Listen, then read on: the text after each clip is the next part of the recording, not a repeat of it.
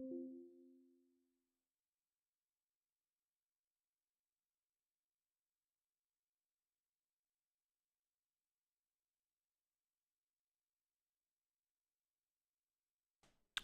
right. Hello, hello, hello, friends.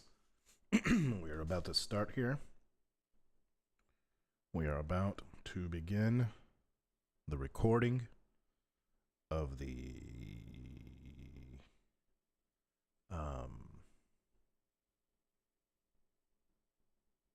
let's see here. Snotzees.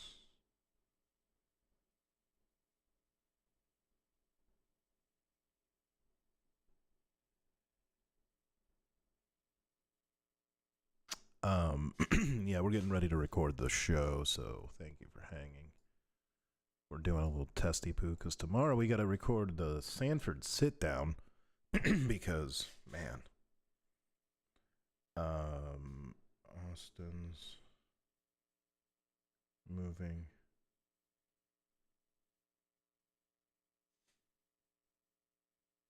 And Austin's moving and Hulaween. Hulaween 2025. I should have really just copied and pasted this.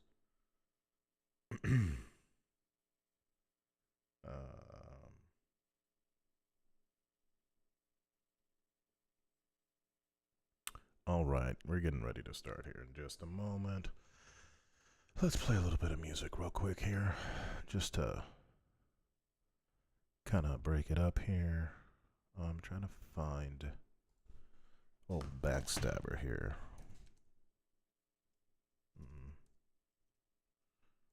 Stabber punk. Here we go. There are the boys and the girl and the boys. We're gonna play them first. Let's give them a... Oh, they have a Fallout cover that's pretty dope. So we're gonna use that. After this song, we're gonna start the show. So, give you a little bit of time there. I don't know how long this song is. 3 minutes. 3 minutes. If you people like Fallout, this will be a good song. These guys are just great, and they're homies, so you know. Their video's pretty cool too. We're gonna go ahead and do that.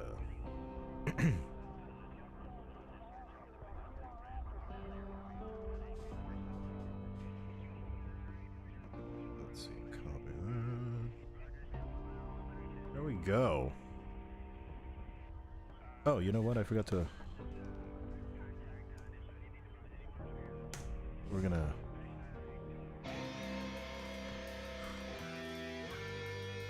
Those guys are so cool. Alright. We'll be starting in just a moment.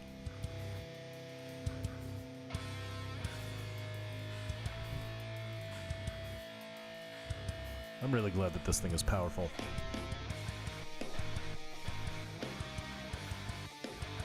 I'm not even a Fallout fan, but I love this song because of the way they're playing it.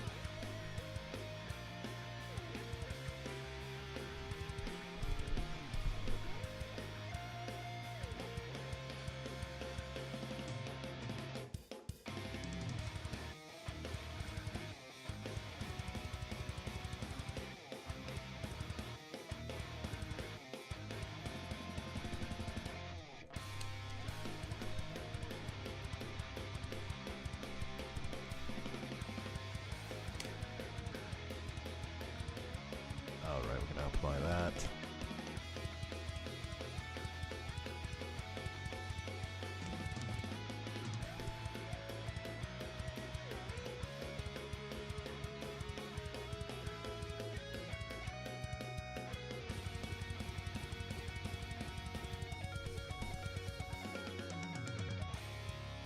This is setting to be up.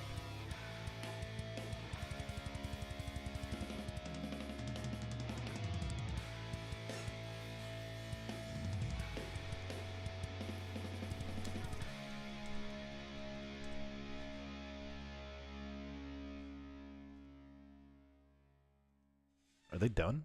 Is that it? I can't. I gotta give it a little bit more time.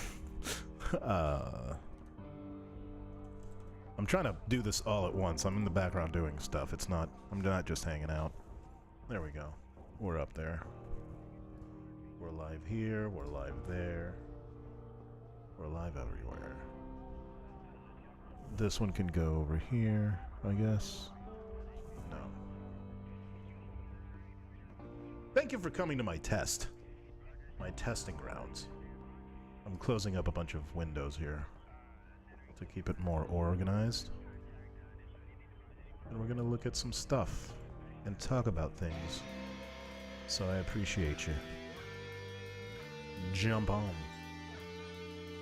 Let's, I guess I can take this out. And move that over here. I don't know what that is. This can go over here. There we go.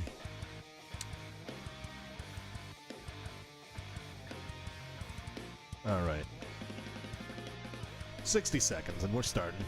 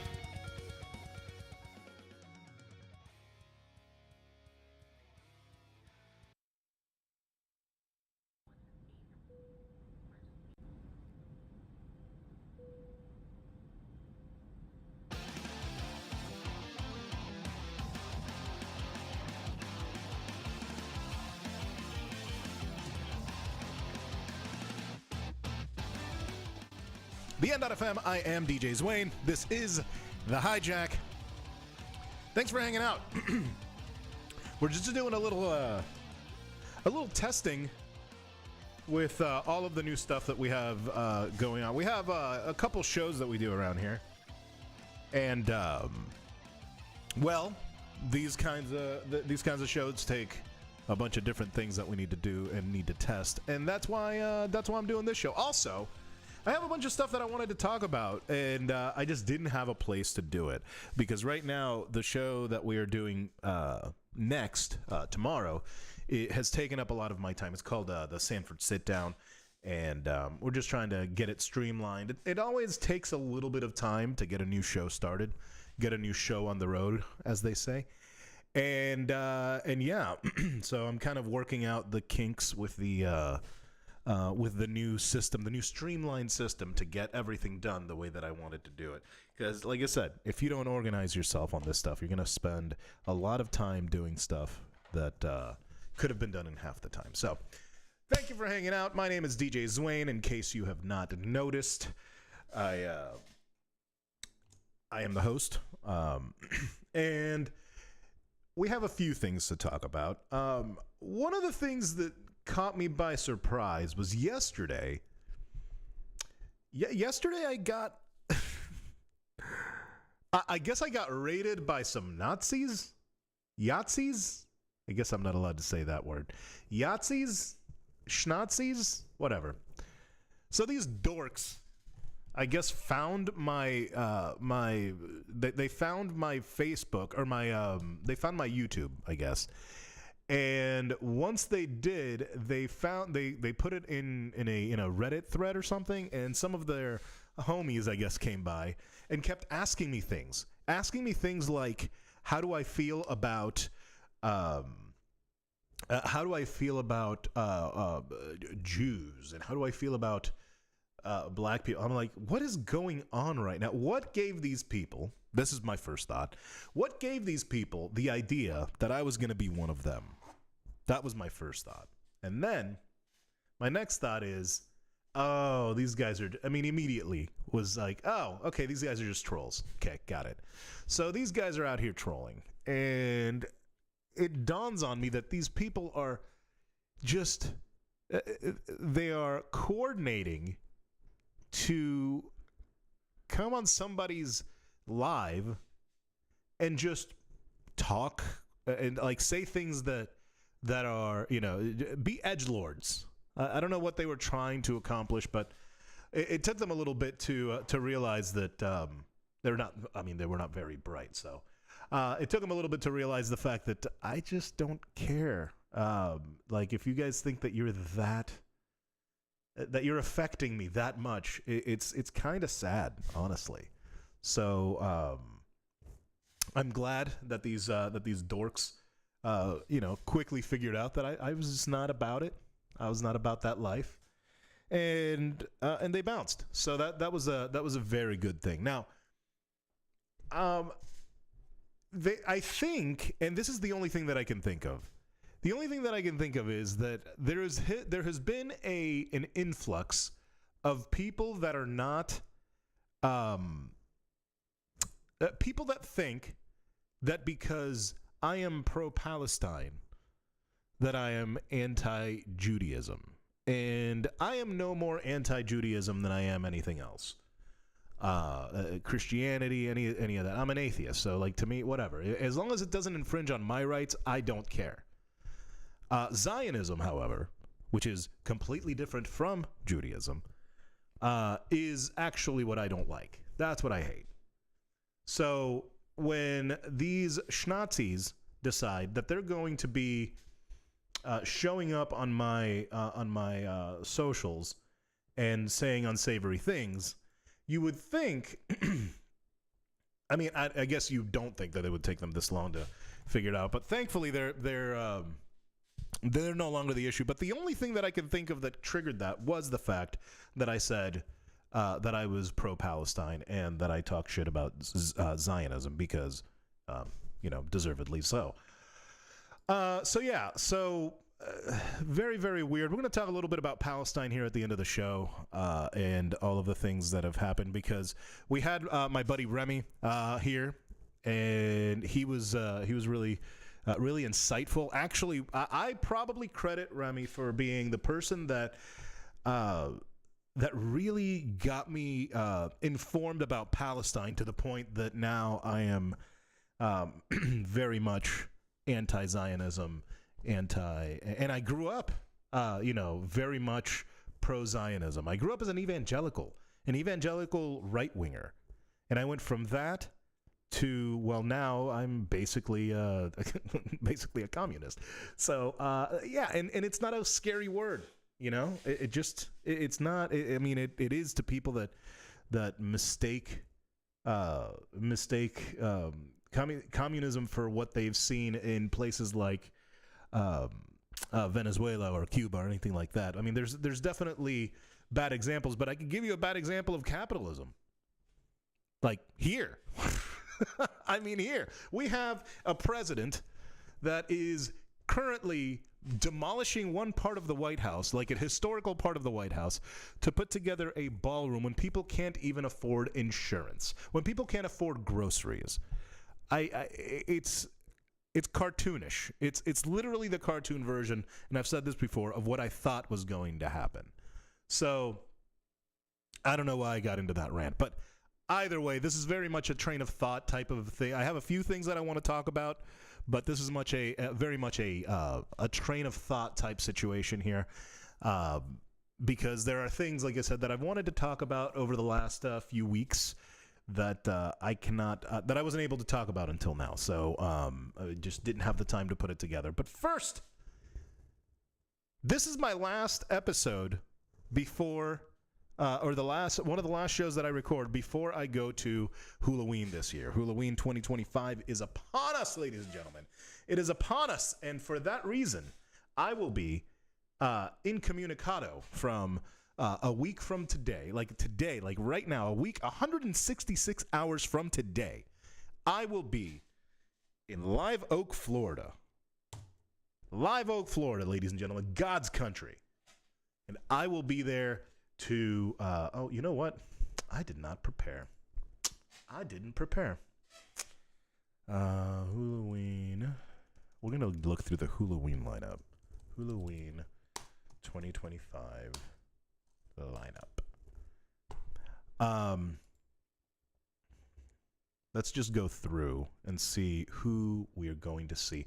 Oh, and the days are out too. So let's go ahead and see. Let's go see the days. Schedule. Let's see. Hulaween 2025 schedule. Let's see. Okay, festival map, FAQs. Schedule. Here we go. Perfect. All right, so here we go. We have. Let's pull it up here. See if y'all can see it. There we go. Perfect. We have. So first day is this is Thursday, 10:30. I'm gonna get there on 10:29, and String Cheese Incident is kicking it off. Kicking off their first set with the Heavy Pets playing the first set for Hulaween at the Hollows, which is the secondary stage, the second main stage, I guess you could call it. So that's happening. Then Wonky Willa. I don't know. I've heard of Wonky Willa. But I'm excited. Jade Cicada, Mersive. I'm going to be there for that for sure. Mersive is going to be. And Tape B. Oh, my God. And Tape B, B2B Mersive. I'm going to be there for a minute. That's going to be at the Hollow stage. Okay. The Hollow stage has not been my favorite stage to watch a show in, just because of the fact that there's just not. The sound is typically not the greatest. But I think they fixed it last year. If I recall. So, yeah, so I guess I'm going to be spending a lot of times at the Hollows, but let's see what else is going on. Future Joy at 4:45. I cannot miss Future Joy. West End is going to be playing. Excited about West End for sure. Disco Lines. Disco Lines is playing on Thursday. I figured they'd be playing way later. Like, I figured with, like, No Broke Boys being out. Like, that's a track. I mean, I play that track everywhere now. And it pops every single time. And they're playing at the amphitheater stage? That's weird. I figured they'd be playing. Well, that's cool. I mean, look, I like it. It's a more intimate. The amphitheater stage is probably my favorite stage. Maybe. I'd have to think about it. But let's see here. Let's take a look at what else we have going on here. We have. Let's see. Boom. Sorry, I'm switching. I'm still getting used to this system, so I'm flipping from screen to screen. Let's see. West End. So a lot of electronic this year. Mo is going to be there. That's going to be good. Mo's going to be good. The infamous String Dusters. That sounds like a jam band if I've ever heard of one. This is all at Spirit Lake. The Spirit Lake stage is pretty dope, so I'm happy about that. I'm happy about the Spirit Lake stage. That's good. That's real good. So, I'm excited about this this year. It's gonna be fun. So that's Thursday. Wait, where the hell can I go to? Oh, here, Friday. Hilberto 77. I don't know who that is. Pigeons playing ping pong. I'm gonna be at the Meadow for Pigeons playing ping pong for sure. String Cheese Incident, the Friday night set, the Friday evening set, because they're gonna do an 8:45, and then Elenium. Ooh, Elenium. That's gonna be good. I'm definitely excited about Elenium. Let's see. Disco, Sun Squabby. The Disco Biscuits. Oh, the Disco Biscuits is going to be good. Are they doing two sets? That's interesting. LS Dream and Closey, so they're going to be doing that. That's going to be Diggable Planets. I am going to be so at Diggable Planets. So the Disco Biscuits, I'll catch their 7:45 set, and then I'll go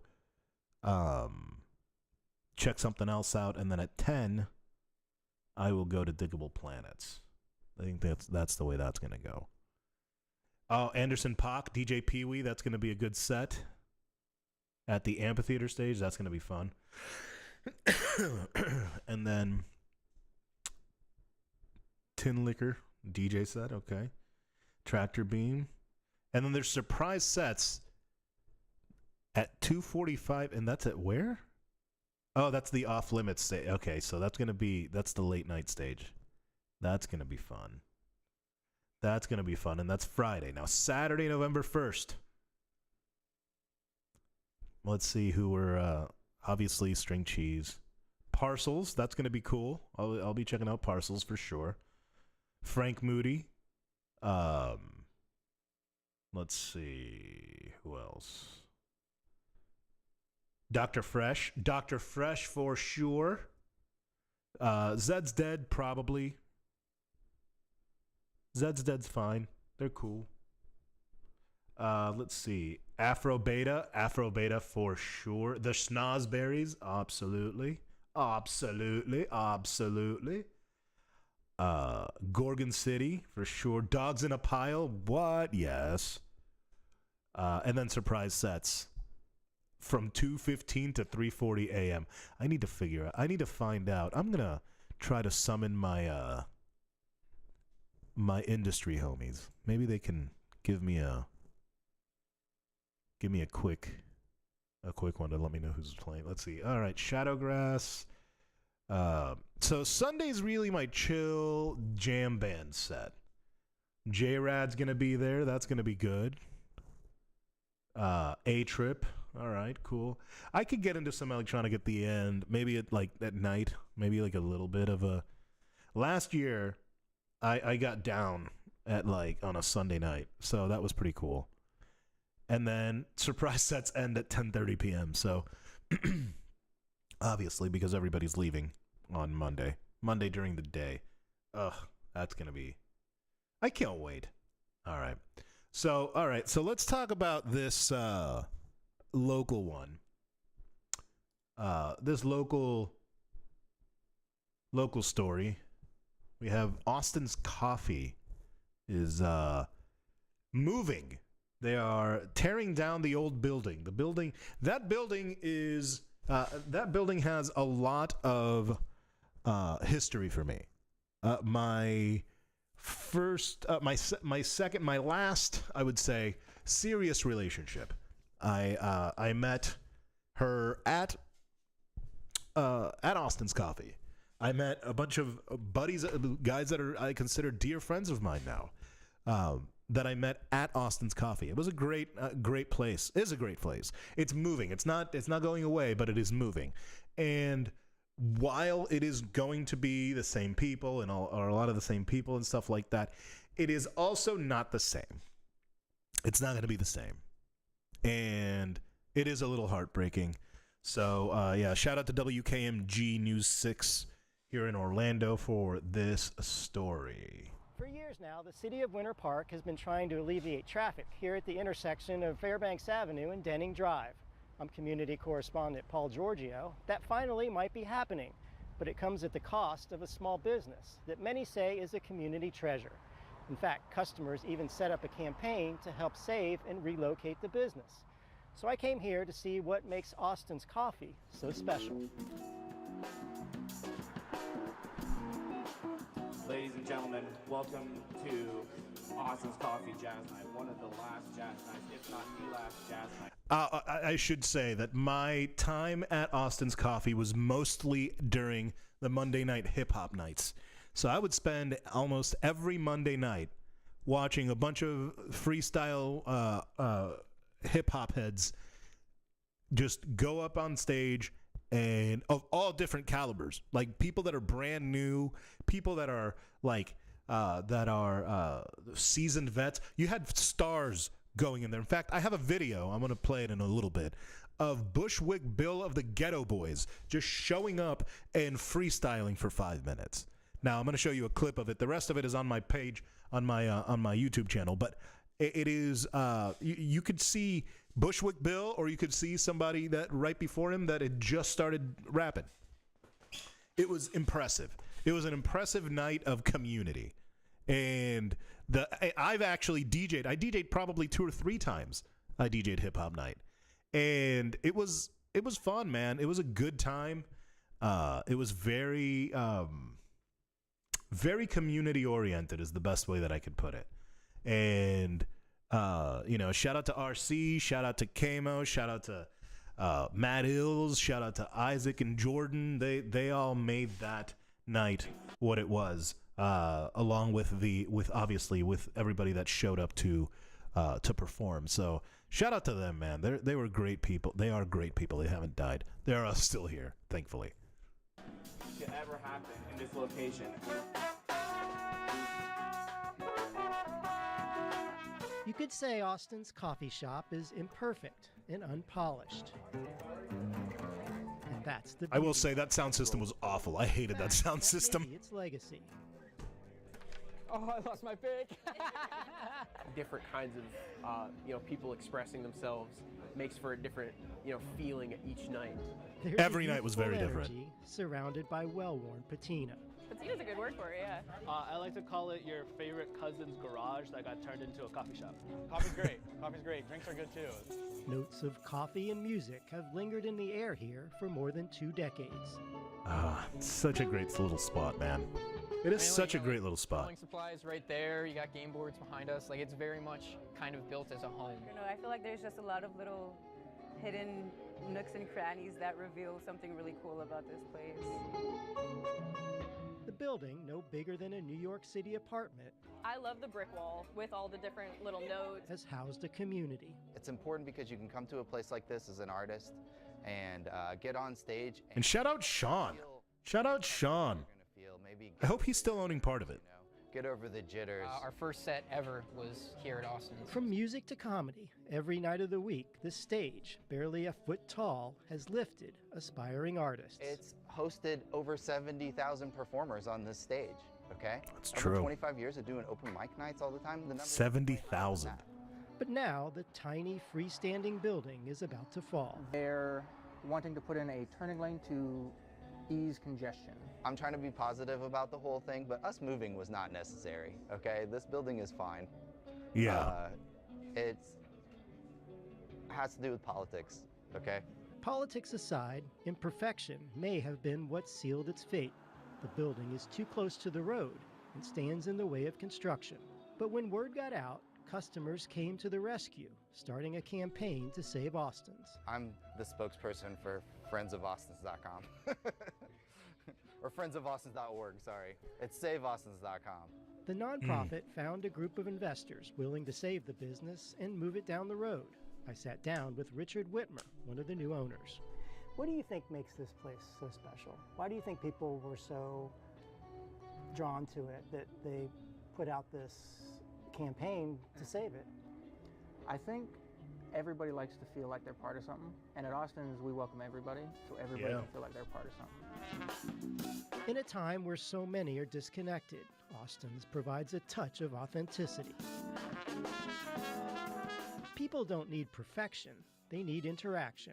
This is an antidote to that, okay? People are friendly here and talk to each other out of nowhere. You meet strangers. It's just really cozy, really comfortable. That's literally how I met some very, very good friends of mine. CD. For years, this is where artists have come to perfect their craft before moving on to bigger things. Maybe now it's Austin's turn. I don't think the place matters as much as the people, and as long as the people go to the new location and they still have nights like jazz night or poetry night or other open mics, as long as they keep doing that, it's going to be the same. It's like a unseasoned cast iron. Like, it'll still be good, but you have to re-season it, It's going to live on in people's minds for a long That's a great time. The vibe little here will analogy. continue, yes. Come to Austin's. Hell yeah. I'm going to have to check out the new place, but it is definitely heartbreaking to see it go. So there is that. Let's see. Here's the video of Bushwick Bill of the Ghetto Boys playing at Austin's Coffee. Okay, it's very bad. Old cell phone footage. This is 9 years old.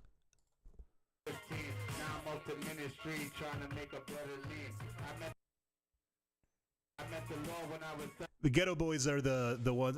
Damn, it feels good to be a gangster. That was them. That's the Ghetto Boys. He is 1/3 of the Ghetto Boys. Was 1/3 of the Ghetto Boys. He is no longer with us. Never dreamed that I would be ordained into the ministry by 18. But after one trip to Houston to see my sis, my life forever changed. Get a hold of this. I met a man that says he's about to make me a rap superstar. Rest of history, pick the next 16 bar. This is my story and it ain't no lie. From Bushwick, Brooklyn to my H-Town life.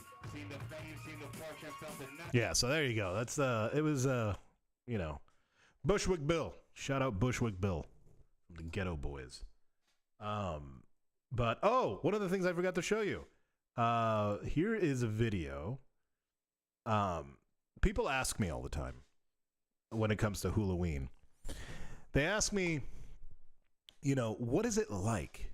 Well, this band String Cheese Incident plays like 5 or 6 shows throughout the weekend. They are they are the main band, but they have other people. And here's a video that I took during their probably what I would call my favorite set of theirs. My favorite set that they played at all of this was 2021. Here, let me show you what that looks like.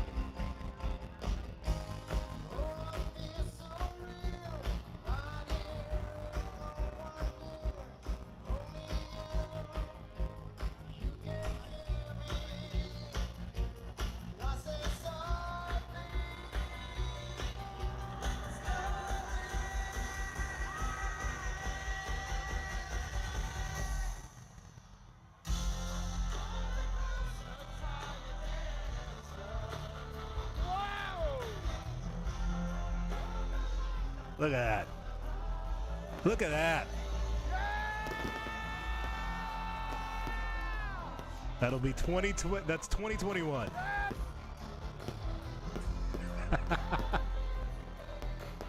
Yes, and I did get that excited about it.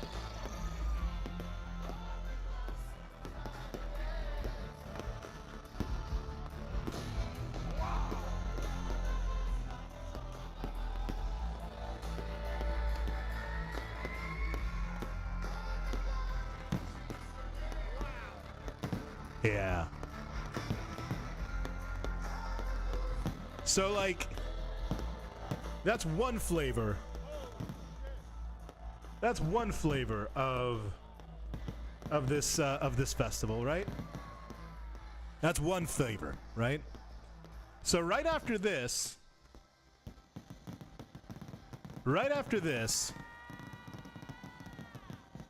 you have Skrillex playing the last set on that main stage. And let me tell you, to this day, still one of my favorite sets in this entire, every time I've been there. This is going to be my 5th year. Check this out. Yes! Yes! That's me losing my mind, of course.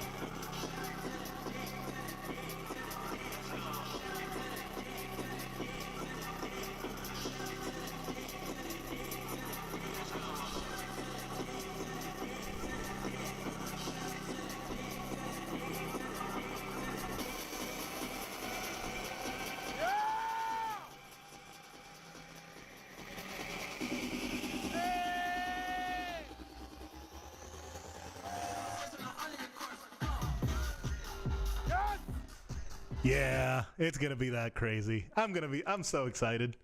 I am so excited that that I get to go back to Live Oak and party with a bunch of strangers. It's gonna be amazing. So, all right, let me see. What else do I want to talk about here? There's other stuff that I wanted to talk about. Let's look at my story, my thing here. Yeah. Oh yeah, there's one. There's this. Apparently, the Tampa Bay Times did a piece on Full Sail University. This is 3 weeks ago. This is out of CBS. Actually, this is CBS Miami. So let's shout out CBS Miami. Full Sail University is at the center of a newly unsealed whistleblower lawsuit. The Orlando area school is accused of a massive scheme involving fake jobs for graduates. So this is all according to that complaint, and it was initially filed last year. It claims the Los Angeles Film School and Full Sail University self-financed thousands of temporary employment opportunities for their graduates and did this through schemes with nonprofits and paid off vendors. Jesus. The suit claims that by doing this, with nonprofits, employment requirements that are set by the federal government and also violated accrediting standards. We just want you to hire a couple of our graduates. We'll tell you which ones. This isn't a real job, for just long enough so we can claim they're employed. Jesus. And tell the accrediting agencies, look, this one got a job, even though the job is like 3 or 4 days long. For-profit universities like Full Sail risk losing accreditation and federal financial aid if it fails to meet gainful employment standards. Yep. The lawsuit states Full Sail receives over $377 million in federal financial assistance per year, and that's for at least a decade. And nearly all federal funds resulted from fraud, with the school using taxpayer money to finance and facilitate temporary jobs. Now, Full Sail University is saying it empathetically denies the claims. Emphatically, I think is what he meant. But yeah, no, look, hey, I will tell you from like the inside of the industry, Full Sail is not looked at in a great light. And not only that, but so let me think. I had an intern. I've only had one good intern come out of Full Sail, and the guy ended up being a racist anyway. So, like, you know, he was a good intern, he was a good worker, but you know, he was a racist. Not that is Full Sail's fault, but like, I brought in you know, interns, and not for nothing, even that's part of the reason why I was cool with working for Connecticut School of Broadcasting, because a lot of them, many of them, the ones that I took anyway, knew what the hell they were doing when they got behind the board, when they got in front of a microphone, when they got into the job. And that's something that, like, a lot of people were not able to do. They were not as they're not as good at that. They're not as good at their job as they should have been after spending, when I 10 years ago, I guess it would have been, maybe a little less, it would have been over $90,000 in tuition and all that stuff. So Full Sail is not doing great as far as that goes. And this is just another, in my opinion, another nail in the coffin, I guess. I don't know. They've been around forever.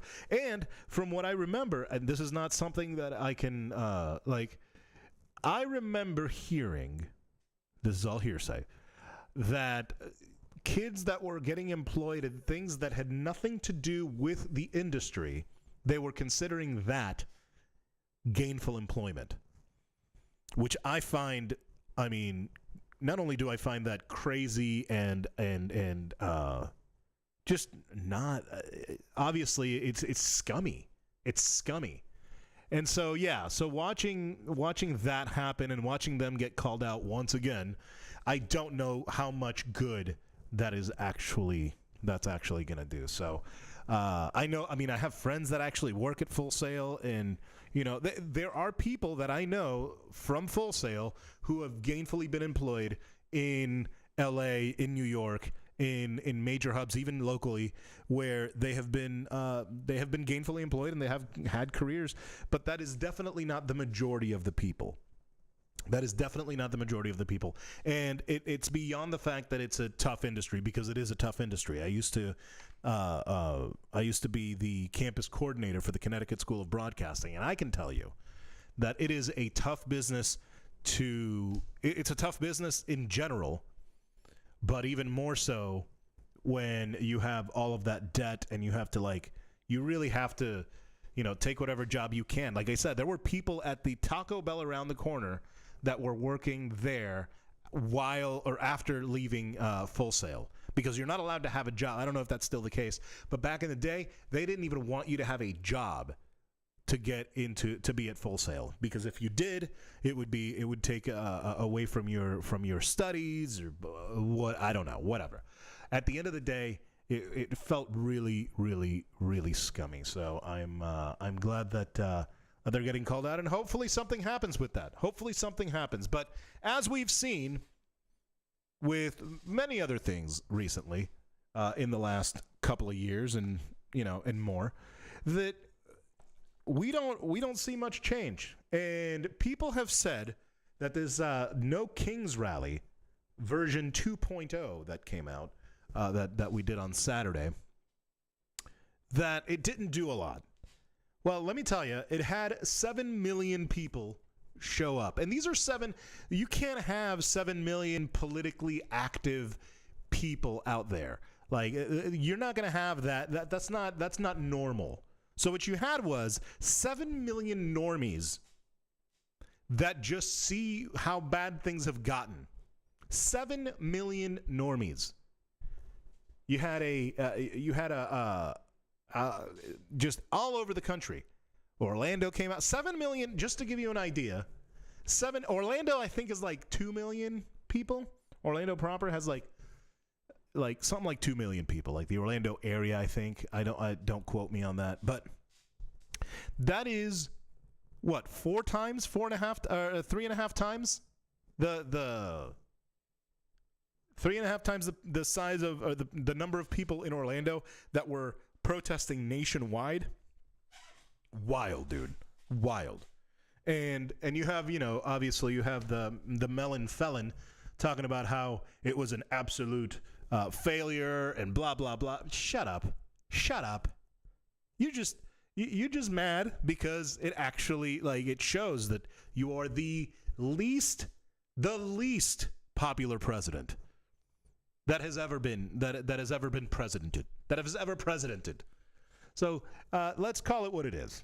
That was 7 million people. And keep in mind, you also had pride events. You also had other events going on that day. And even still, at least here locally, you had pride events. But even still, you had an obscene amount of people attend these No Kings version 2 V2 rallies. So shout out to all of you that went out there, and it is refreshing to see that at least 7 million of us can agree that this is unacceptable. What's happening right now is unacceptable. And maybe not all of you that went out are hip to what's going on in Palestine.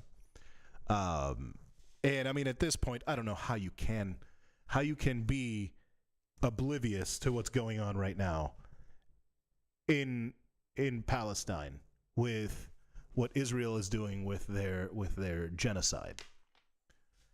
At this point, most Americans, this is out of Reuters, at this point, most Americans are in favor of a Palestinian state. Most Americans support U.S. recognition of a Palestinian state. This is a Reuters Ipsos poll. And let's see, 59% of Americans support U.S. recognition of Palestine statehood. 60% of respondents view Israel's Gaza response as excessive. And Trump's foreign policy approval rises to 38% post-ceasefire. Quote-unquote ceasefire. We're calling that a ceasefire. That's wild. They've broken the ceasefire a couple dozen times at this point. Killed already a bunch of Palestinians after this ceasefire. Get the fuck out of here with a ceasefire. That's a ceasefire. Like I'm about to fast and I'm about to go get Wendy's. That's about how much of a ceasefire that is. That ceasefire is about as real as my fasting starting before 10 o'clock today. It's fucking crazy. That's a bad analogy. Whatever. It doesn't matter. It's insane. And for those of you playing the home game without knowing what's going on, for those of you that are like, man, it's just so complicated. No, it's not complicated. It is not complicated at all. And I think my buddy, if you want to hear from a Palestinian, you can go ahead and check out my conversation with my buddy Rami, who said it so well. He said, basically, and I know that he didn't bring this. He's the one that brought it up to me, and what got me to start digging. Essentially, Palestinians in 1948. They started paying for European war crimes because the Snotzees wanted to kick, believe it or not, the Snotzees were Zionists. Zionism is something that the Snotzees were into because they just wanted them out of Germany and ultimately gone. And then, there was the final solution and all of that. Which, ironically, now the Zionists are the ones doing that in occupied Palestine.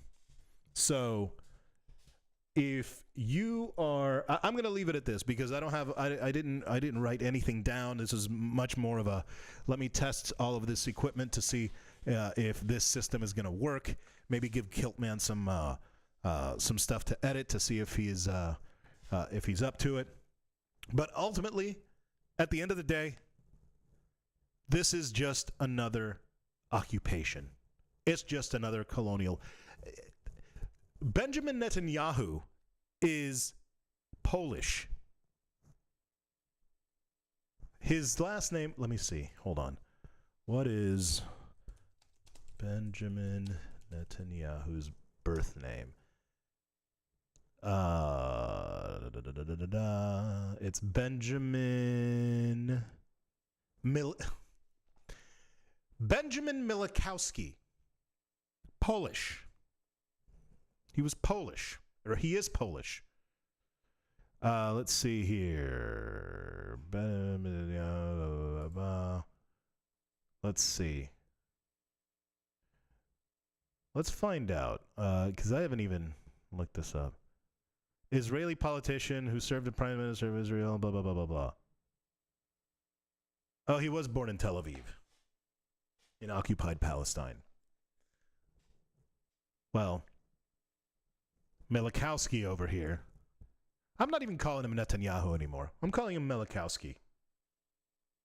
Old Bibi Milikowski. I don't care that it's hard to say. Milikowski? It's not that hard to say. I can say it. It's fine. But, yeah. If you want to be on the right side of history, on the correct side of history, you're going to want to look up this whole Palestine genocide that is happening by is not real. So, just a heads up. You don't want to be on the side of Zionists. Zionism is going to be looked at in the same way the way we look at the Yazidis today. Mark my words. Okay? And to is not real, get your hands off Lebanon. And off Palestine, but also Lebanon. Anyway, let's watch Axl Rose throw a microphone at his drummer.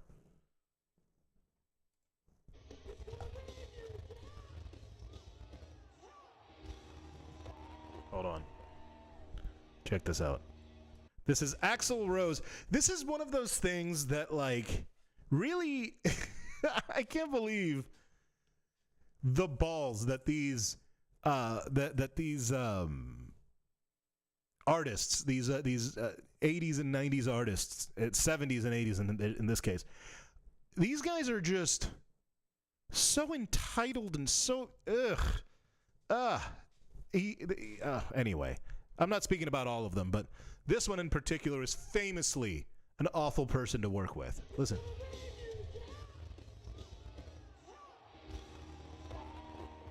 What the hell, dude?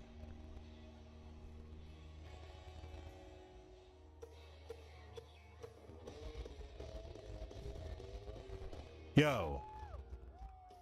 There is no way that I would have let him get away with that. I'd have gotten off that throne and beat the hell out of that Axl Rose little bastard. My God. What a piece of garbage he is. Anyway. All right. It looks like everything is working nicely. I'm very happy about that. Oops. That's not what I meant to do.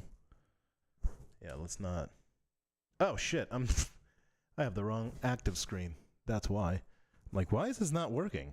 There we go. There we go. Boom. Boom. Perfect. All right. Ladies and gentlemen, my name is DJ Zwain. Thank you so much for hanging out. Tomorrow we're recording the Sanford Sit Down. We're going to talk about the smell of poop locally, as well as a few other things. So make sure and check it out. Follow me on social media at DJ ZOUAIN all over, and follow all the shows. It's the name of the shows. The Hijack the End, Sanford Sit Down, and Irreverent the End. I'll talk to you next time. Peace.